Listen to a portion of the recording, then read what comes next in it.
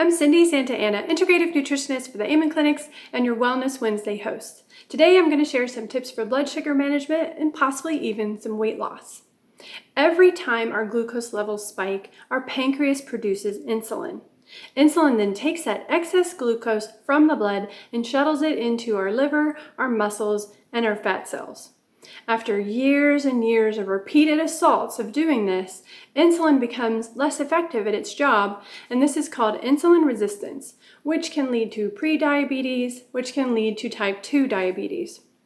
So all last fall, I wore a continuous glucose monitor, and I still every now and then put one on. So I just put one on, and I'd like to share some of the tips that I learned so that you can reap the benefits too. So make sure that when you sit down to eat a meal, it contains a lean protein, fiber from vegetables, and a healthy fat, especially your first meal of the day. This keeps your blood sugar level for hours. Mine barely even spikes. In fact, it stays level for hours when I eat this way. If you do have a starch, eat your protein and your vegetables first, and then your starch after.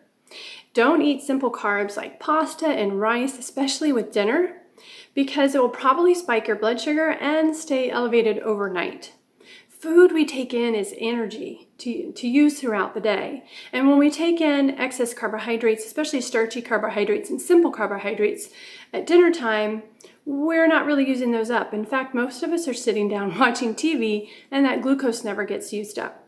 So try not to eat any starch with dinner.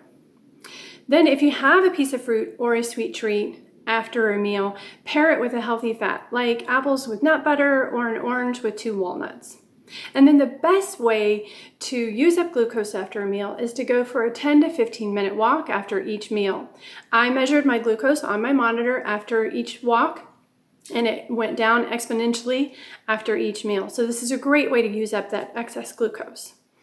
And if you can't get outside to take a walk, maybe use your stairs in your house or do some squats, just something to keep you moving, maybe some arm circles, something to use up that glucose. Okay, good luck. These are the tips that I used to help me lose about 25 pounds last fall. So if you need some support, come see me at the Amen Clinics.